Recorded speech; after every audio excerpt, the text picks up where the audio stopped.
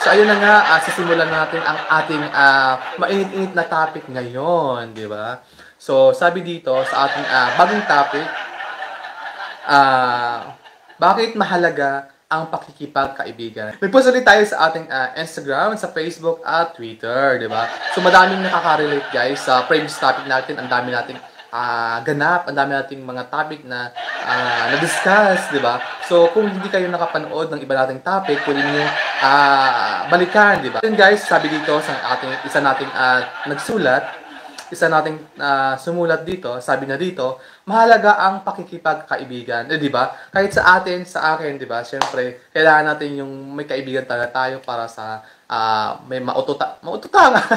May mauutangan. Hindi naman mauutangan, di ba? Sa lahat ng pagkakataon, kailangan natin yung kaibigan natin, di ba? Parang gabay, kunwari, di ba? Gabay din natin yan sila, guys. So, ayun guys, sabi dito ng isa nating viewer, sabi sa atin dito sa Twitter, ang pakikipagkaibigan ay mahalaga sapagkat napauunlad nito ang aspetong pakikipagkapwa ng individual. Wow, grabe, ang ganda ng niya. Ang ganda ng kanyang comment dito, guys. So, sabi niya dito, ang pakikipagkaibigan ay isang uri ng pakikipagkapwa tao ng isang individual na ginagawa upang makilala ang isa pang individual. 'Di ba? Ang galing ng nag-comment sa atin, 'di ba? So ayun, mahalaga daw talaga kahit sa atin, isipin natin na mas mahalaga, mas maganda na marami tayong kaibigan, pero sa maraming kaibigan, meron talaga na isa tayong kaibigan na nandun talaga kahit mahirap man at maginhawa, 'di ba? So hindi mawawala yung mga kaibigan na ganoon na laging nandun para sa iyo, 'di ba? So, friend lang, mag-collect ng friends, 'di ba? Sa mas maganda na maraming kaibigan, guys. Sabi niya dito, kadalasan ang ugnayang nabubuo ay maaaring sa pagitan ng dalawang tao o di naman kaya ay grupo. Sabi niya dito, madalas na nabubuo ang isang ugnayan kung ang mga individual ay nagkakasundo sa mga bagay tulad ng hilig at paniniwala. O di ba guys, grabe dito. Ang ganda ng kanyang sinabi, pero may ibang may iba siyang gustong sabihin sa atin. So dapat daw mahalaga talaga ang pakikipagkaibigan, lalo na kung may kasamang grupo, di ba? So dapat dito, sabi nga niya, kadalasan daw ang ugnayang nabubuo. So dapat may ugnayan talaga guys sa inyo, di ba? So mahalaga ang pakikipagkaibigan, maaring pagitan ng dalawang tao o at ng grupo, di ba? Ako din po may kaibigan, kaso ahas. What do you mean, friend? Grabe. So, ayan, may ahas daw siyang kaibigan. Kasi inagaw sa akin yung best friend. Best friend ko siya, inagaw sa akin yung jowa ko. Akala ko common friend kami, pero may tinatago pa lang agenda. May hidden agenda yung ate. Ay, grabe guys. Grabe no? Yun talaga yung may iba tayong mga friend na ganon guys. Pero hindi naman lahat, di ba? Parang ano lang siya, parang anong tawag natin dito? Parang hindi lahat ng kaibigan ganon, ahas, di ba? O aminin natin may ganon, di ba? Parang yung jowa mo, parang gawin sa'yo, di ba? Parang teleserye yun, di ba? Bakit mayroon talaga sa totoong buhay na gano'n, di ba? So, hindi lang sa teleserye na gano'n. So, ayun guys, grabe, ang daming nakarelate. Ako din po, may kaibigan, 2 years and 3 years kami bago nag-close. Pero ngayon, nasa US na siya. At ngayon, maganda yung aming sitwasyon kasi lagi siyang tumutulong sa amin tuwing kami ay may sakuna. Wow, gabi, hindi nagpapautang siya na walang interest at gusto lang bayaran kapag may pera na kami. Wow, ang galing! Grabe guys! Yun yung magandang kaibigan, di ba? So, itong si ate na nagpadala ng sulat, may kaibigan daw siya. Nasa US na, best friend na since elementary ata to, or high school, college. Basta guys, sabi nga dito, marami daw siyang, pag may problema, so isang tawag daw sa kaibigan niya, siguro may nakakaluwag-luwag sa buhay, itong kaibigan ni ate sa US.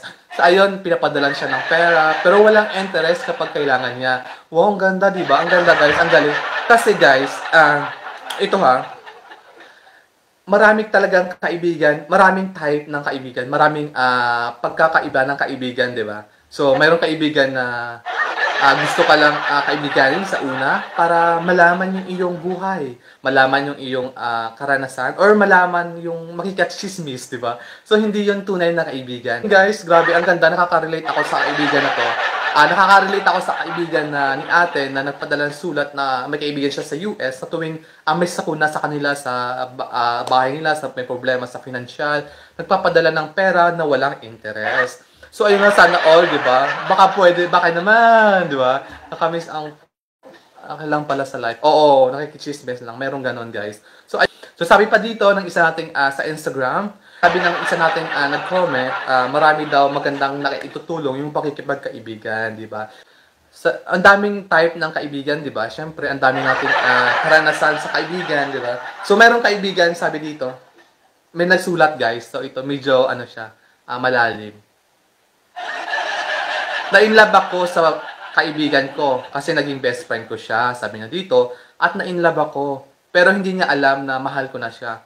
Pero, di ba? As in, may mga ganap palang ganito. So, sabi dito, ang pakikipagkaibigan ay simula din ng tunay na pagmamahal.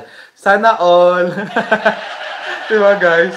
So, as in, di ba? Nakakatuwa kasi na-inlove siya sa best friend niya. So, ang pakikipagkaibigan, hindi lang sa oras na dapat gano'n, di ba? So, na-inlove siya sa best friend niya daw. So, maraming dahilan kahit na-inlove. Siguro, gano'n, yung buhay natin. So, pero hanggang ngayon, hindi niya alam na mahal ko siya, na may gusto na ako sa kanya. Kasi nga daw, nahiya siyang sabihin sa kanyang best friend kasi baka daw matakot siyang hindi magbago yung pakikisama sa kanya. Dito. Mahalaga ang pakikipagkaibigan dahil ang pakikipagkaibigan ay nakakadagdag pundasyon upang lumakas ang inyong loob, matuto ng makisalamuha sa iba, at sa ibang tao para sa mga susunod na mga karanasan ay matuto tayong malakas, may pundasyon, matibay ang loob natin. Kasi andyan, so andyan lang yan yung kaibigan natin para tayo ay subaybayan at back upan, di ba? So dapat dito, ang sabi ng isa nating nag-comment sa ating Facebook, mahalaga ang pakikipagkaibigan dahil dito mo na mararanasan ang masaya, malungkot na pangyayari sa iyong buhay. Di ba?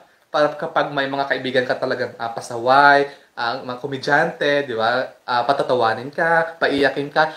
Mahalaga ang pakikipagkaibigan dahil dito mo mararanasan ang masaya, malungkot, na parte ng iyong buhay. Sabi nga dito, na mga pangyayari, pero kahit anumang pagsubok ang dumating sa iyong buhay, mayroong mga kaibigan na tutulong at hindi ka nila iiwan, di ba? Kaibigan talagang nandyan lang para sa iyo, nakasubaybay at laging nakaabang, laging nandyan para patawanin ka tuwing malungkot ka, patawanin, paiyakin ka sa tuwa, di ba? Mga joker, mga komedyante natin kaibigan, di ba? So nakakatuwa, guys, as in blessed tayo, blessed. Blessed tayo na may mga kaibigan tayong tunay at mababait, siyempre, di ba? So hindi natin wag nating panghinayang, wag nating baliwalain yung mga kaibigan natin na nandito lang para sa atin, di ba?